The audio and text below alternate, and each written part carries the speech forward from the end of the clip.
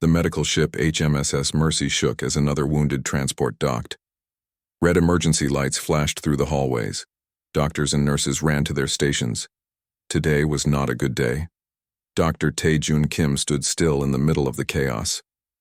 His white coat was already stained with blood, but his face showed no emotion. 3 years ago, he had lost his wife and daughter when the Orcs first attacked Earth's colonies. Since then, his heart had become as cold as the metal walls of the ship. "Sir, we have 30 more wounded coming in," said Young-Ho Lee, a young combat medic with a smile that seemed out of place in war. Unlike Tae-Jun, Young-Ho kept his spirit bright even in the darkest times. "Put them in Bay 3, Tae-Jun ordered. Dr. Park will handle triage."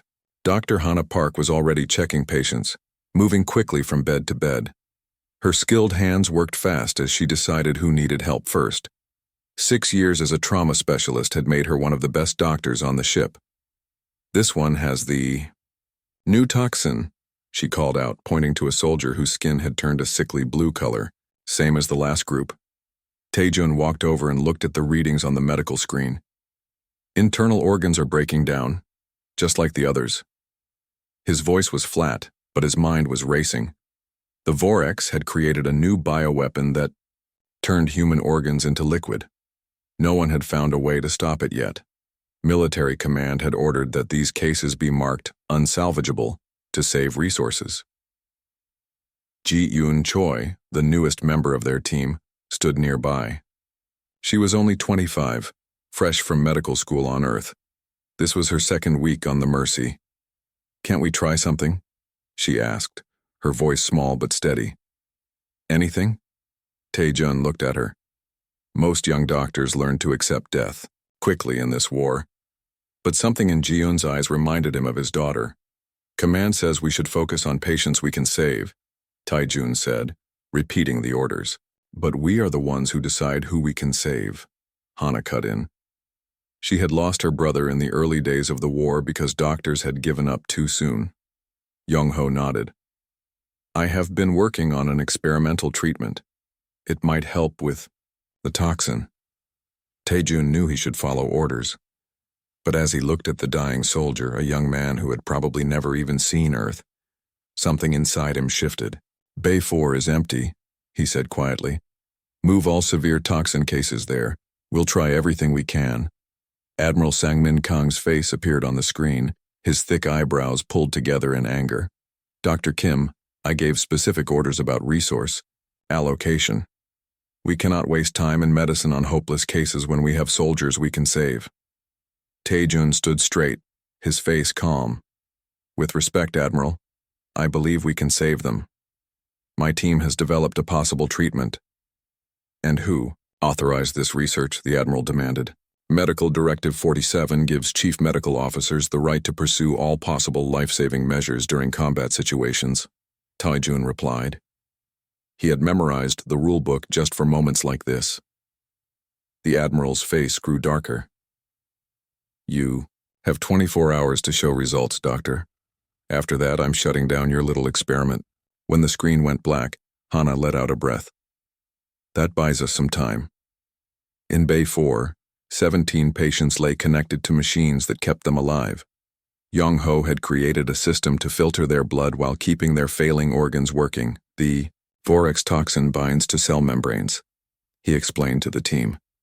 "But if we can keep the patients alive long enough, their bodies might develop antibodies." Ji-Yoon moved from bed to bed, checking each patient. When she touched their hands, they seemed to relax even though they were unconscious. "Your bedside manner is remarkable," Tae-Jun noted, watching her work. Ji-Yoon looked embarrassed. "My grandmother used to say I had healing hands. I never believed her." As night fell by ship's time, the team worked without rest. Hana adjusted medication levels. Young-Ho refined his filtration system. Tae-Jun monitored vital signs that grew weaker by the hour, and Ji-Yoon sat with each patient, holding their hands, talking to them softly. 18 hours into their deadline, alarms started to sound on bed 7. "We're losing him," Hana called. "Out." The team rushed to the patient, trying everything they could, but after 30 minutes, Tae-Jun shook his head. "Record the time of death," he said softly. The loss hit them hard. But when they checked the other patients, they found something strange. The blood samples from 3 patients showed decreasing toxin levels. Their bodies are fighting back, Yong-ho said, his voice filled with hope. Ji-yoon was sitting beside the patient in bed 12, a woman soldier whose chart showed the worst toxin exposure, but her vital signs were the most improved. "What are you doing differently with her?" Tae-jun asked. Ji-yoon looked confused. "Nothing. I don't know. I try to feel what they feel, to help them fight." Tae-jun studied her. There were stories of human empaths throughout history, people who could somehow connect with others on a level beyond normal understanding. Most doctors dismissed such ideas as myths, but in this moment watching Ji-yoon work, Tae-jun wondered. When Admiral Kang arrived at the 24-hour mark, he brought a team of military doctors with him. His face showed he expected to shut down the project. "Your report, Dr. Kim," he demanded. Tae-jun stood tall. Of 17 patients classified as unsalvageable, 14 are now stable. The toxin levels in their blood are decreasing. We've lost 3, but the others will live. The Admiral's face showed shock. "That's impossible. The survival rate for these cases has been 0. "Not anymore," Hana said. The Admiral walked through the bay, checking screens and reading reports. Finally, he turned to Tae-jun. "How did you do it?" Tae-jun looked at his team, at Young-ho's clever hands that built the filtration system, at Hana's determined face as she adjusted medications, at Ji-yoon's gentle touch as she sat with a patient. "We refuse to accept death as inevitable," he said simply. Word spread quickly through the fleet. The miracle workers of the HMSS Mercy had done the impossible. Over the next week, the Mercy received hundreds more wounded from battles across the system, and with each new patient, the team refined their methods. Soon their survival rate rose to 83% for cases once deemed hopeless. 1 month after their breakthrough, Tae-jun stood in his office, looking at a new order from Fleet Command. His team was being officially designated as Special Medical Unit, Sevaton, with permission to develop new treatment protocols. For the first time since losing his family, Tae-jun felt something besides emptiness. It wasn't happiness, not yet, but purpose, a reason to keep going.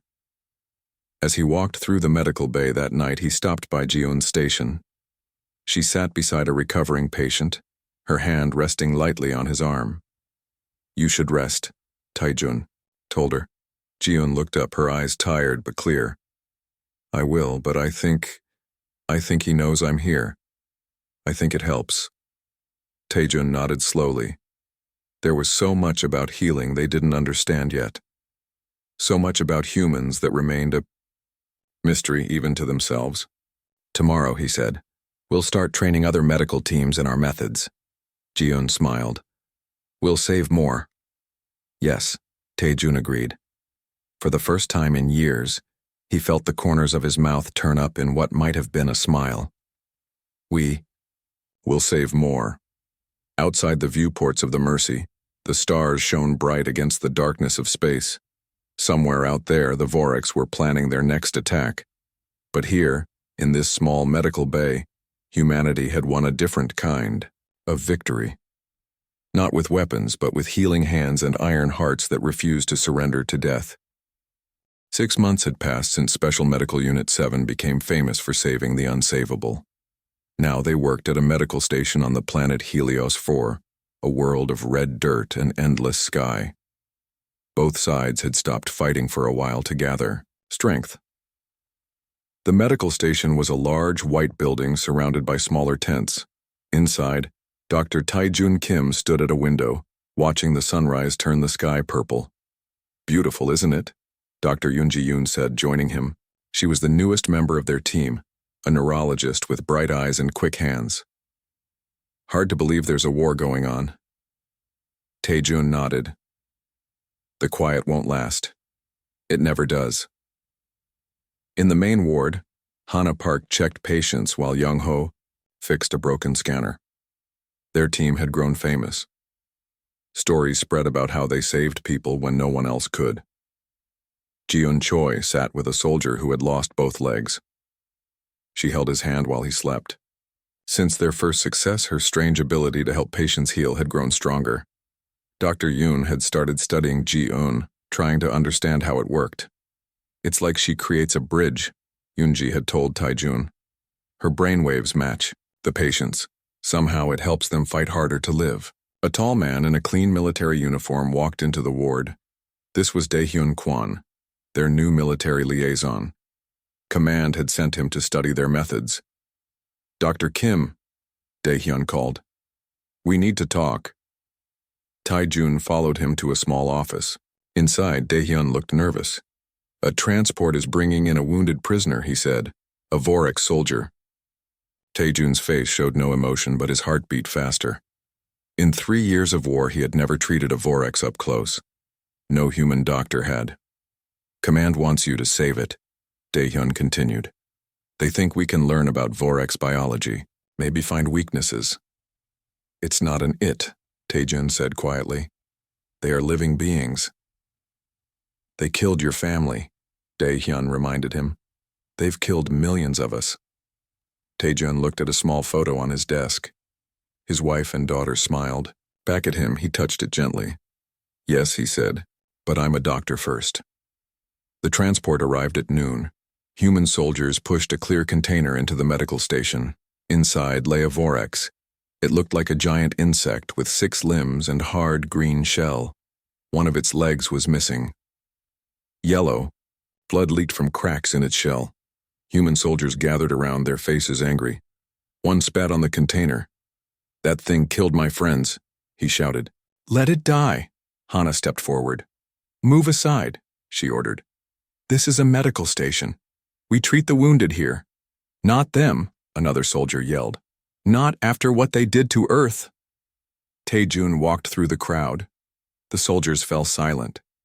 If we treat our enemies the way they treat us, he said calmly, then we become them. Move aside. The soldiers stepped back. Taejun nodded to his team. Prep the isolation room. We have work to do. The Vorex prisoner, called number 37 by command, lay on a special table in the isolation room. Monitors beeped around it. Its systems are failing, Yoonji said, reading the screens. But I don't understand how its body works. Hana studied blood samples under a microscope. The blood cells are completely different from ours, and look at this. She pointed to strange, moving shapes. Some kind of symbiotic organism in the bloodstream. Yong-ho had built a device to analyze the Vorex's shell. The shell isn't just armor, he reported. It seems to help it breathe, like an external lung. For 3 days, they worked non-stop. They fixed the damaged shell, stopped the bleeding, and created a special mix of nutrients that the Vorex could use. On the 4th day, the Vorex moved. It's waking up, Yoonji called. Everyone stepped back, ready to run if needed. The Vorex's eyes opened, 6 small black dots that looked around the room. It made a clicking sound and released a strong smell. It's afraid, Ji-eun whispered. She had been quiet since the Vorex arrived, staying in the corner of the room. How do you know? Taejun asked. Ji-eun shook her head. I just feel it. Slowly, carefully, she walked toward the Vorex. The others tried to stop her, but she moved past them. When she reached the table, she slowly placed her hand on the Vorex's shell. The room went silent. The Vorex froze. Then, slowly it released a different smell, softer, less sharp. It's calming down, Ji-eun said, amazed. I can feel it. Yoonji rushed to her monitoring equipment. Your brain waves. They're synchronizing with the Vorex's neural patterns, just like with human patients. Taejun watched, fascinated. They communicate through chemicals, he realized. That's why our attempts to talk to them failed. They don't understand sound the way we do. A week later, Dr. Soo-jin Park, a xenobiologist, arrived to help them. Together they built a basic system to communicate with the Vorex through smells and chemicals. They learned that the Vorex didn't see humans as thinking beings. To them, sounds were just noise. They thought humans were mindless animals because we couldn't speak with chemicals. This changes everything, Taejun told Dae-hyun. We need to share this with command immediately. But when General O arrived to see their work, he had different ideas. This is excellent, he said, reviewing their findings. Now we can develop better weapons against them. Maybe use their chemical communication to confuse them in battle. Taejun's face hardened. That wasn't our purpose, General. We're trying to find a way to communicate.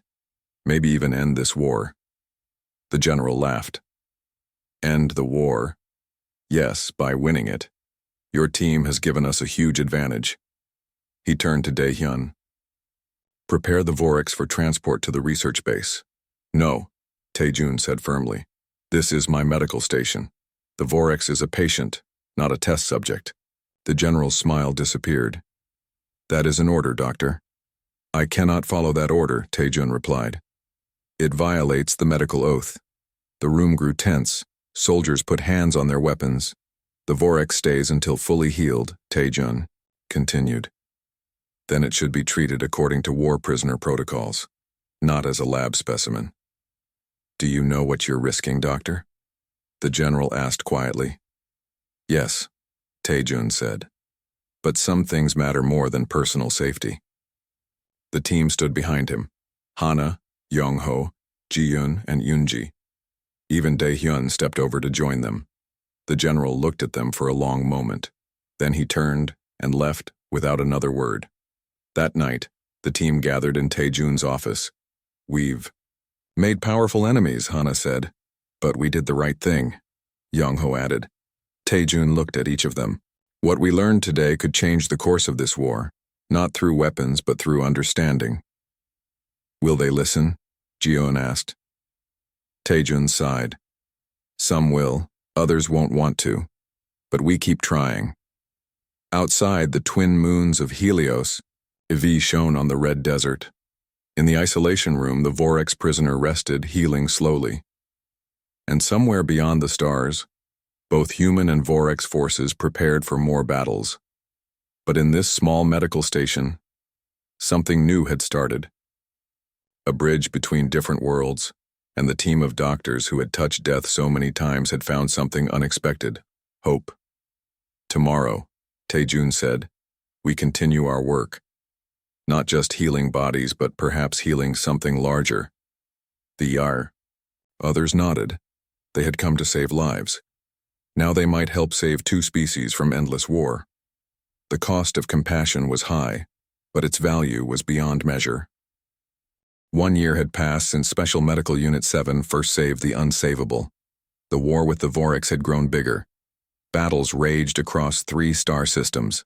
The ceasefire was long over. In a large meeting room aboard the command ship Vigilance, Dr. Tae-jun Kim stood before military leaders. His team sat behind him: Hana, Youngho, Ji-yoon, and Yoonji. They had been called to present their work. Our medical techniques have saved over 2,000 soldiers who would have died otherwise, Taejun explained. But we could save more if we could reach the wounded faster. He nodded to Youngho, who pressed a button. A hologram appeared showing a small, round pod. This is the mobile medical unit, Youngho said. We can drop it directly onto battlefields. It has all our equipment and can work for days without support. Some generals looked impressed. Others seemed doubtful. Too dangerous, one said. We can't risk medical personnel that close to combat. We're already at risk, Hana replied. And every minute counts with the Vorix bioweapons. A new officer stood up. This was General Jae-sung Choi, recently promoted to oversee medical operations. Unlike many military leaders, he had once been a doctor himself. I've reviewed their proposal, General Choi said. It's bold, but we need bold ideas in this war. I approve the field test. Taejun nodded his thanks. As the meeting ended, General Choi approached him. Your team has done amazing work, he said. Not just with human patients, but with understanding the Vorix. Thank you, sir, Taejun replied, though not everyone agreed with how we treated the Vorix prisoner. General Choi smiled slightly. War makes it easy to see enemies as monsters. Harder to see them as living beings, but doctors must do both. He paused. There's someone I want you to meet. In a small laboratory on the ship, they met Minho Shin. He was young, with messy hair and hands that never seemed to stop moving. Around him lay pieces of medical equipment in various stages of construction. Minho is our best engineering specialist, General Choi explained. He'll help build your mobile units. I've been following your work, Minho said excitedly. I have ideas to make the pods even better. Over the next month, the team worked with Minho to create the first 5 mobile medical units. They tested them in simulations, fixed problems, and improved the designs. They also welcomed Dr. Soo-Jin Park, the xenobiologist who had helped them with the Vorex prisoner. Her knowledge of alien biology proved valuable as they prepared for battlefield use. Meanwhile, Yoonji continued studying Ji-Eun's unusual healing ability. It's a form of psychic resonance, she told the team one evening. Ji-Eun can match her brainwaves to a patient's. It helps stabilize them, boost their natural healing, and fight off toxins. Is she the only one who can do this? Tae-jun asked. Yoonji shook her head. No. It's rare in humans, but not unique. We've found 3 other medical staff with similar abilities. Not as strong as Ji-Eun's, but they can be trained. Ji-Eun looked relieved. I'm glad I'm not the only one, she said softly. It gets tiring sometimes. Feeling what they feel. Hana put a hand on her shoulder. You've saved many lives with your gift. But remember to take care of yourself too. The first real test came sooner than expected. A major Vorex attack hit the colony, on Meridian, a farming world with minimal defenses. The team loaded their pods onto a fast transport ship. Remember your training, Tae-jun told the expanded team, which now included 12 additional medical staff they had trained. Treat the most critical cases first. Use the mobile shields. Stay in contact. As their ship entered Meridian's atmosphere, they could see the battle below. Bright flashes lit up the night side of the planet. Smoke rose from burning fields. Drop zone in 30 seconds, the pilot called. The 5 medical pods launched, falling toward different areas where fighting was heaviest. Tae-jun's pod landed with a hard thump near a broken defensive wall. Through the viewport, he could see human soldiers taking cover as Vorex troops advanced. Deploy shield, he ordered. A blue energy field surrounded the pod. Open medical bay. The pod's sides unfolded, creating a small field hospital protected by the energy shield. Almost immediately, wounded soldiers began arriving. Doctor, they're overrunning our position, one soldier gasped as Hana treated his burns. We'll stay as long as we can, she promised. For hours, they worked non-stop. Yongho's equipment performed perfectly. Ji-eun used her ability until she nearly collapsed from exhaustion. Tae-jun moved from patient to patient, making quick decisions that meant life or death. Then the unthinkable happened. Both human and Vorex forces began to fall back, leaving the medical pod in the middle. Through the shield, they could see Vorex troops approaching cautiously. They won't attack a medical station, will they? Ji-eun asked nervously. The Vorex don't recognize our medical symbols, Soo-Jin reminded them. They don't see things the way we do. Tae-jun made a quick decision. Open the shield, he ordered. What? Hana looked shocked. They'll kill us all. Maybe not, Tae-jun said. He picked up a device they had created after studying the Vorex prisoner, a chemical communicator. Soo-Jin, help me with this. Together they activated the device, which released a specific pattern of chemicals into the air. The Vorex equivalent of "we help wounded." We are not fighters. The approaching Vorex stopped. One stepped forward, its antenna moving as it sensed the message. Then, to everyone's surprise, it made a gesture toward its own wounded troops. I think they want us to help their wounded too, Soo-Jin whispered. Tae-jun hesitated for only a moment. Bring them in, he said. What happened next would become legend in the war. For 6 hours, as battle raged elsewhere, human doctors treated both human and Vorex wounded in the small medical pod. They worked side by side, saving lives regardless of species. At first, the Vorex watched suspiciously. But when they saw their comrades being healed, they began bringing more wounded. Some even tried to help, following the doctor's examples. Ji-eun discovered that her ability worked on Vorex patients too. Their minds feel different, she told Yunji between patients. But the connection still works. By the time reinforcements arrived from both sides, something extraordinary had happened.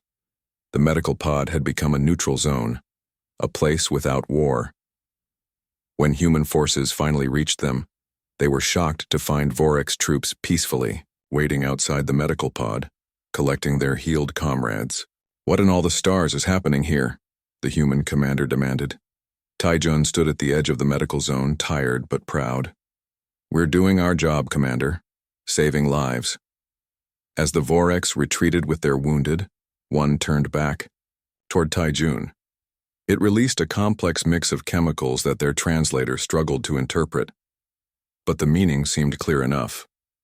"We will remember." Back aboard the Vigilance, General Choi listened to their report with growing amazement. "You created a neutral medical zone in the middle of a battlefield," he said, "and the Vorac's respected it." "They understand healing," Taijun explained. "Once they saw what we were doing, they recognized it." "This could be important," General Choi said thoughtfully, "not just for medicine, but for finding a way to end this war." Hana had been studying samples taken from the Vorac's patients. Now she looked up from her microscope with excitement. "I found something," she announced. "A way to neutralize their bioweapons using compounds from their own biology." The team gathered around as she explained her discovery. It wasn't just a medical breakthrough, it was hope. As they left the meeting, Taijun walked beside Ji-un. "How are you feeling?" he asked. He had noticed how drained she looked after using her ability on so many patients. "Tired," she admitted. "But good. When I connected with the Vorac's patients, I felt something I didn't expect." "What was that?" Ji-un looked up at him. "They're afraid too, Taijun, just like us. They fight because they're afraid." Taijun nodded slowly. In a war of misunderstanding, perhaps the first step toward peace was seeing the enemy as something more than monsters. And who better to bridge that gap than those who healed both sides? "Tomorrow," he said, "we deploy the rest of the medical pods, and we train more teams." "We'll save more lives," Ji-un said, echoing what she had told him a year ago. "Yes," Taijun agreed, "and maybe, just maybe, we'll save more than that." The year 2189 arrived with both hope and horror. Human forces had pushed the Vorac's back, reclaiming lost colonies and star systems. But as the Vorac's lost ground, they fought harder, more desperate, more dangerous. Special Medical Unit 7 had grown. They now had 20 mobile medical pods and over 100 trained staff. Their methods had spread throughout the human fleet. Thousands of lives had been saved by their techniques, but today they faced their greatest challenge yet. "They used a planet killer," General Jae Sung Choi said, his face grim on the video screen. "A new weapon. It hit the colony on New Terra, millions affected." Taejun felt cold. "How many survivors?" "Unknown. The planet is in chaos. Radiation, toxins, everything. We need your team there, Doctor." Taejun nodded. "We'll leave immediately." As he ended the call, Taejun looked around his office on the HMSS Mercy, now the flagship of the medical fleet. Pictures lined the walls, images of his team, of patients they had saved, of places they had been. He touched a small photo of his wife and daughter. "I'm sorry," he whispered to them. "I haven't forgotten." Jinwoo Park waited for them at the landing zone on New Terra. 3 years ago, he had been their patient, a soldier with the new toxin that liquefied organs. Now he led their security team, keeping medical pods safe in combat zones. "It's bad, Doctor," Jinwoo said as they stepped off the transport. "Like nothing I've seen before." Around them, the world burned. The sky glowed an angry red. Buildings lay in ruins. The air smelled of chemicals and death. "Set up the pods in a circle," Taejun ordered. "Maximum shields. Hana, organize triage. Young-ho, get the equipment running. Yoonji, check radiation levels." Ji-un stood beside him, looking at the destroyed city. "So many people," she whispered. "I can feel their pain from here." Taejun touched her shoulder. "Focus on those we can save, one at a time." As the medical pods opened, survivors began to appear. Some walked, carrying those who couldn't. Others crawled. All bore the marks of the planet killer: burned skin, bleeding eyes, internal damage. Their weapon combines radiation, toxic chemicals, and biological agents, Sujin reported, examining the first patients. Multiple attack vectors, very advanced. Can we treat it? Taejun asked. Minho, who now traveled with the team, looked up from his screens. Maybe. If we combine all our treatments at once. For 2 days, they worked without rest. More medical ships arrived, bringing supplies and staff. But patients kept coming, thousands upon thousands. On the 3rd day, a military transport landed. An officer stepped out, followed by a younger man in a science uniform. Taejun froze when he saw the young man's face. "Ha-jun," he whispered. Dr. Ha-jun Kim, Taejun's estranged son, nodded stiffly. "Father." They had not spoken in years. After Taejun's wife and daughter died, Ha-jun had blamed his father for not being there to save them. He had joined the military science division, working on weapons instead of medicine. "We need to talk," Ha-jun said, not meeting his father's eyes. "About the weapon." In Taejun's makeshift office, Ha-jun explained, "It targets human DNA. That's why it's so effective. My team has been studying it, but we can't find a defense." "You create weapons now?" Taejun asked quietly. Ha-jun's face hardened. "I create ways to protect us. The Voreks killed my mother and sister. They killed my wife and daughter too," Taejun said. "But I chose to heal, not harm. And what has that gotten us? More war, more death." Before Taejun could answer, alarms blared. Jin Woo rushed in. New wave of patients, something different. In the main treatment area, they found children. Dozens of them, all showing strange symptoms. Their skin turned colors and they cried in pain. "The weapon affects children differently," Sujin said, scanning them. "Their faster cell growth reacts with the toxin." Taejun and Ha-jun worked side by side, falling into an old rhythm. Despite their years apart, they moved as one, anticipating each other's needs. Father and son, both doctors at heart. "We need something to bind with the toxin," Taejun said, thinking aloud. Ha-jun paused. "What about the Voreks compound, the one you discovered that neutralizes their bioweapons?" "It might work," Hana said, "but we'd need to modify it for human children." "I can help with that," Ha-jun offered. "My lab has been studying your medical breakthroughs."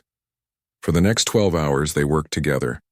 Ha-jun's knowledge of weapon systems combined with Taejun's medical expertise. Slowly, a treatment took shape. When they tried it on the first child, everyone held their breath. The girl's color began to return to normal. Her pain eased. "It works," Taejun said, relief washing over him. Ha-jun smiled.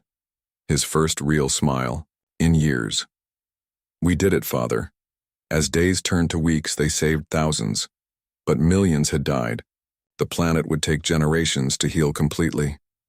One night, as Ha-jun prepared to leave, Taejun found him packing his equipment. "You could stay," Taejun said. "Join our team." Ha-jun shook his head. "I have my own path now. But maybe our paths aren't as different as I thought." "We both want to protect people," Taejun agreed. "We just chose different ways." "I've learned from you these past weeks," Ha-jun admitted, "watching how you treat everyone, even Voreks prisoners. They're living beings, like us, scared, fighting for survival." Ha-jun nodded slowly. "I'm starting to see that." He hesitated, then added, "Mother and Sumin would be proud of you." Taejun's eyes filled with tears. They would be proud of both of us. They had little time to rest. Just as they finished on New Terra, a distress call came from the HMSS Mercy. The hospital ship had been directly attacked by Voreks forces. "They never target medical ships," Yunji said, as their transport raced back to space. "It goes against all patterns." "Something has changed," Taejun agreed grimly. When they reached the Mercy, they found it badly damaged but still functioning. Most patients and staff had survived, protected by emergency shields. Why would they attack us? Hana wondered as they treated the wounded. They've respected our medical neutrality for months. In the command center, General Choi showed them intercepted Vorx communications. We think they believe we're using medical ships to develop biological weapons against them. That's not true, Ji-eun protested. No, but some military leaders have suggested it, the general admitted. The Vorx somehow found out. Tae-jun made a decision. We need to show them the truth. How? Min-ho asked.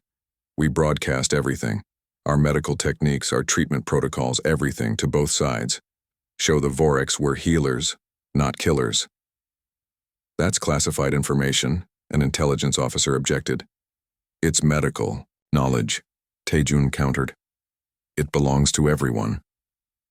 After heated debate, General Choi agreed. Do it. Maybe it will stop this insanity. Using the communication systems from all medical ships, they broadcast their knowledge across human and Vorx frequencies. They showed videos of doctors treating patients of both species. They shared all their research, all their discoveries. 3. Days later, a small Vorx ship approached the Mercy. It stopped at a safe distance and sent a message. Not in chemicals this time, but in basic human language, learned from captured communications. We wish to speak, the message said, about healing. The Vorx sent an emissary, a high-ranking medical specialist. Through translators and chemical communicators, it expressed confusion. Why heal enemy? It asked. Why share knowledge with those you fight? Because healing is our purpose, Tae-jun explained. Fighting is sometimes necessary, but healing is always necessary. The emissary seemed to ponder this. Concept unknown to Vorx, strong survive, weak die. But together, all can be stronger, Ji-eun said. She reached out slowly and touched the emissary's shell, establishing a gentle psychic connection. We can show you. What passed between them no one else could fully understand. But when it ended, the emissary made a new sound, one they had never heard from a Vorx before. Fascinating, Soo-jin whispered. I think that's their equivalent of wonder. The emissary departed with copies of all their medical knowledge. No promises were made, no treaties signed, but something had changed. A week later, human commanders reported unusual Vorx behavior on multiple fronts. They had begun retrieving their wounded from battlefields. They had stopped using certain bioweapons, and in 3 separate locations, they had established zones similar to the human medical areas, places where they treated their injured. They're learning from us, Tae-jun told his team as they gathered in the repaired medical bay of the Mercy. Is it enough? Hana asked. To end the war? Not yet, Tae-jun admitted. But it's a start. He looked at the faces around him. Human, faces with iron hearts, who had touched death countless times and still returned to the battlefield. Not to take lives, but to save them. Tomorrow, he said, we go back out there. We keep healing, we keep showing there's another way. They nodded, tired but determined. They had lost millions on New Terra, but they had also created something powerful, a bridge between enemies.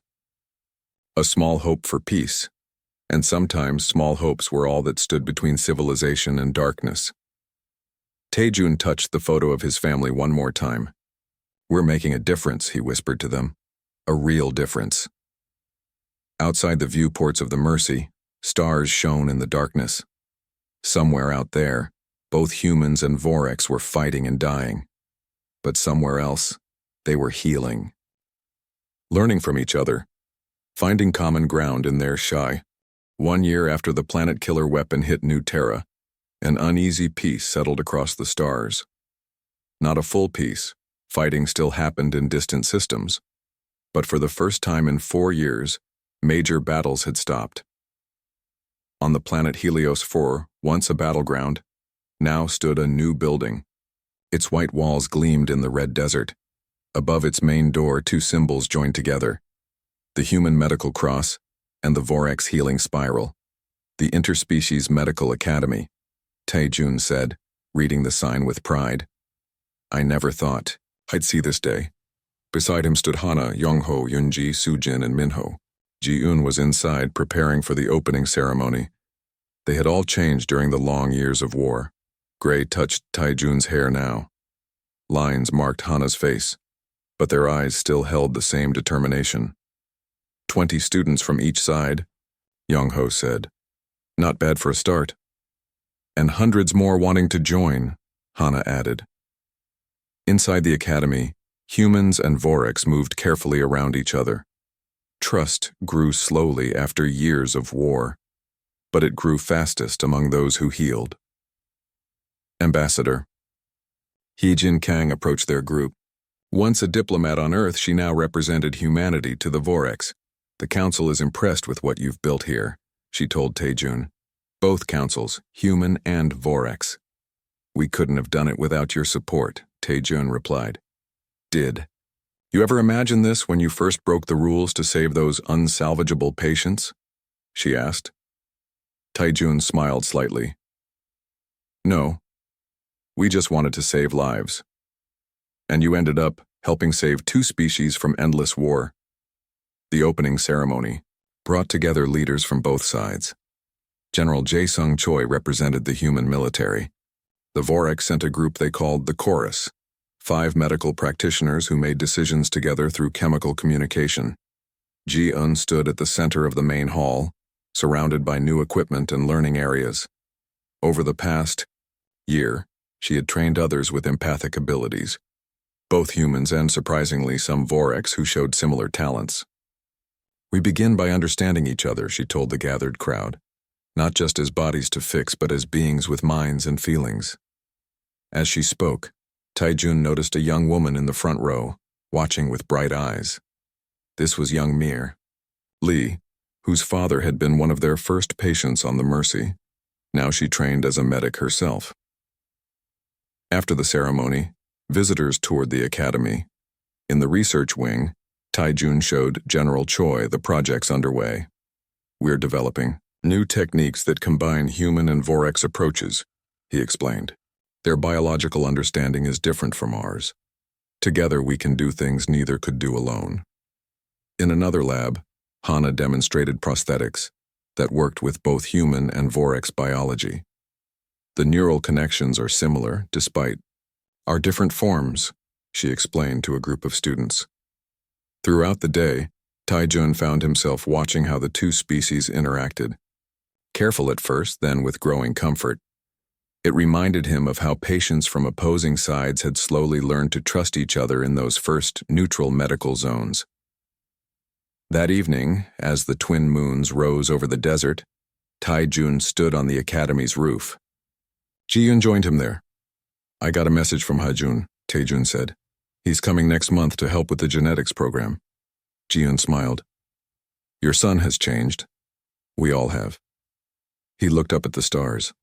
When this started, I was empty inside, just going through the motions of being a doctor. And now? Taejun considered the question. Now I remember why I became a doctor in the first place. To heal, not just bodies, but something larger. We've touched a lot of death these past years, Ji-eun said softly. Yes, but we never accepted it as the final answer. 6 months later, the first class of cross-species medical practitioners graduated from the academy. 20 humans and 18 Voreks had completed the program. They would go on to staff new medical centers throughout both territories. That same day, a memorial opened on the academy grounds.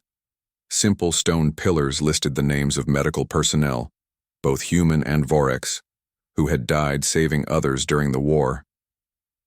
Taejun stood before the human pillar, finding names he had known. Doctors and nurses from the Mercy, field medics who had died protecting patients. His fingers traced one name in particular, Dr. Kwan, who had taught him in medical school. He would be proud of all this, Hana said, joining him. I hope so. As they walked through the memorial garden, they saw Voreks visitors at their own monument. Despite their alien faces, the signs of grief and remembrance were clear. They mourn their dead as we do, Hana observed. Yes. Some things cross all boundaries of biology. Back in his office, Taejun found a message waiting. It came from a distant star system where fighting still continued between human and Vorix forces. But unlike before, both sides had established a shared medical zone.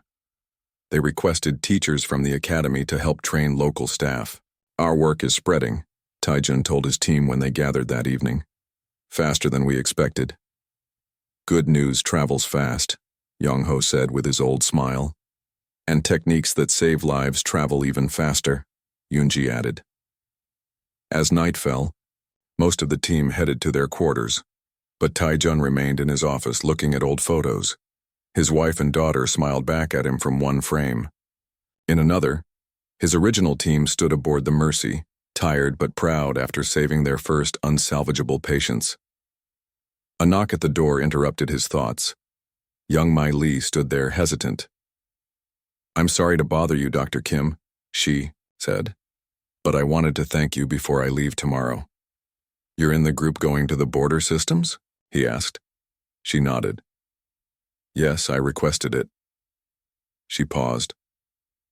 "My father would have died without your team. I want to give others the same chance he had." "It will be dangerous work," Taejun warned. "I know, but necessary." Her eyes showed the same determination he had seen in his own team. "You taught us that healing happens in the hard places, where it's needed most." After she left, Taejun walked through the quiet halls of the academy. In one treatment room, he found something that stopped him in his tracks. Young Mi had returned to check on two patients, a human child and a Vorix offspring. Both had been injured in a transport accident. Now they rested side by side, with young Mai moving between them, checking monitors and adjusting medications. Neither patient feared the other. Neither saw an enemy. They simply saw the one who helped them heal.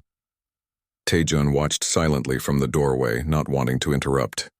This was the future they had fought for, not grand peace treaties or political alliances, but simple moments like this, where healing mattered more than differences. He thought of all they had endured, the battles, the desperate surgeries, the hard decisions, the times they had touched death and refused to surrender to it, the times they had treated enemies as patients, seeing past hate to the living being that suffered.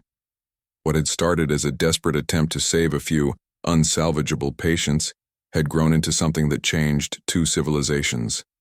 Not through weapons or power, but through the simple, stubborn refusal to accept that some lives couldn't be saved. As Taejun finally headed to his quarters, he passed a window that looked out over the desert. The red sands of Heliosa 4 stretched toward distant mountains, where the first light of morning touched the peaks. A new day was coming, and with it, new chances to heal. In that moment, Taejun realized something. Through all the years of war and loss of saving lives and fighting death, he had found something unexpected, something he had thought lost forever when his family died.